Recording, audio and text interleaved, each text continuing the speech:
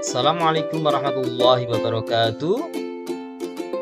Gimana kabarnya anak-anakku? Semoga kalian selalu sehat dan dilindungi oleh Allah Subhanahu wa Ta'ala. Untuk kali ini kita akan mempelajari materi tentang infak. Sebelumnya mari kita mulai dengan membaca basmalah. Bismillahirrahmanirrahim. Untuk yang pertama, kita mulai dengan pengertian infak.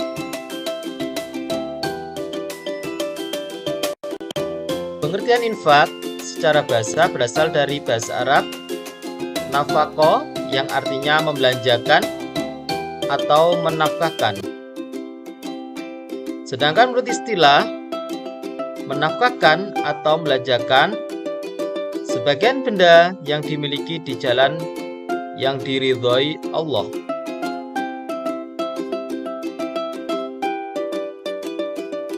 Dalil infak terdapat dalam surah Al-Imran ayat 92 yang berbunyi lan tanalul birra hatta tunfiqu mimma tuhibbun wa ma tunfiquna min syai'in fa innallaha bihi alim.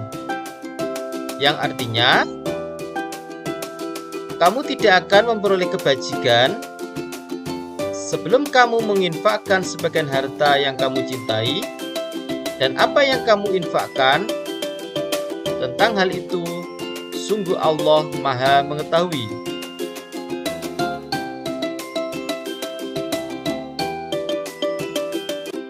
Selain dalam Al-Quran, juga terdapat dalam sebuah hadis yang berbunyi An Abi Hurairah radhiyallahu an qala Rasulullah sallallahu alaihi wasallam qala Allah ta'ala anfiq ya ibna Adam yunfaqu alaik, yang artinya dari Abi Hurairah radhiyallahu an berkata, Rasulullah SAW bersabda, Allah Ta'ala berfirman, berinfaklah wahai anak Adam, maka engkau akan dibalas.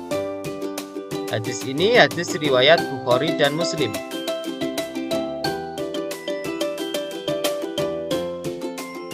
Hukum infak itu ada 4. Yang pertama yaitu wajib.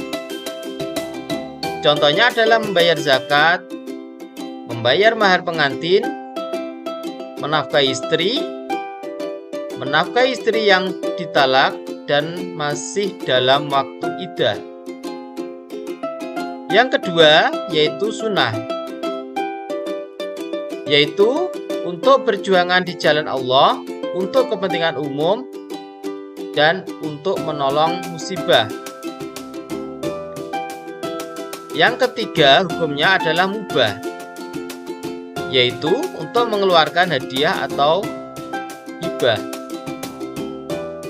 Dan yang keempat adalah hukumnya haram, yaitu infaknya orang non-muslim untuk menghalangi syiar Islam. Infak bukan karena Allah.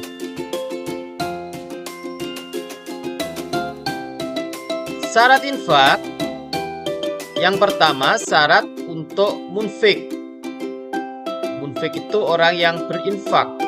Syaratnya yang pertama adalah orang yang memiliki harta berlebih.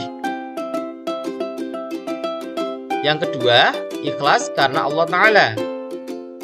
Yang ketiga, tidak menyebut-nyebut infak yang telah diberikan.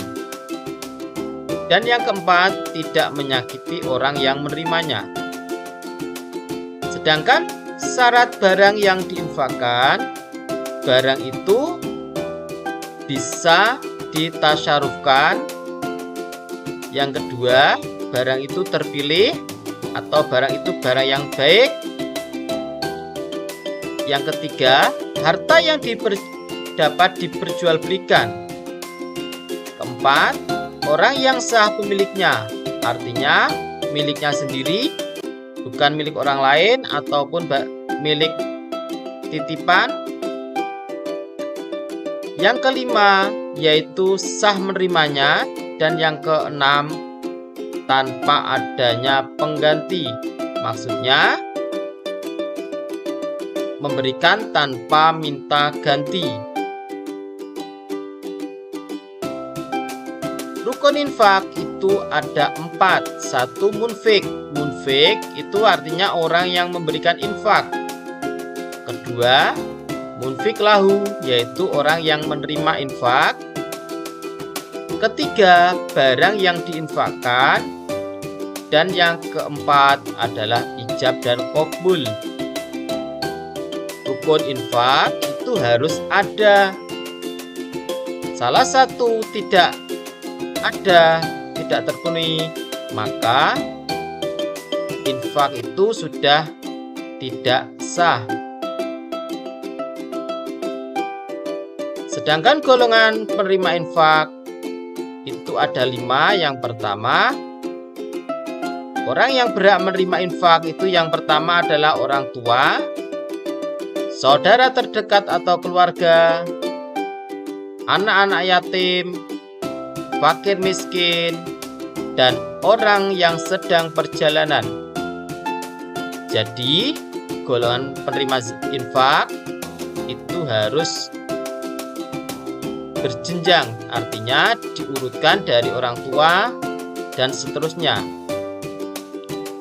Sedangkan golongan yang tidak berhak menerima infak, yang pertama orang kaya, orang yang masih mampu bekerja, non-muslim yang memusuhi Islam, orang murtad, dan pembangunan tempat umum yang sudah mewah.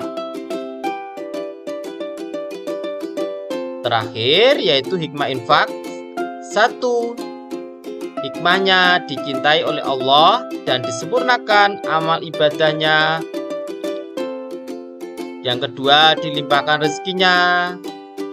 Ketiga, selalu dimudahkan dalam segala kesulitan. Keempat, dijauhkan dari sifat boros, pelit, dan penyakit hati lainnya. Dan yang terakhir, dilebarkan jalan menuju surga melalui pintu Sakhoya atau pintunya orang dermawan. Demikian penjelasan dari saya. Semoga ilmu yang kita dapat kali ini bermanfaat bagi kita semua. Saya akhiri. Billahi taufiq wal hidayah. Wassalamualaikum warahmatullahi wabarakatuh.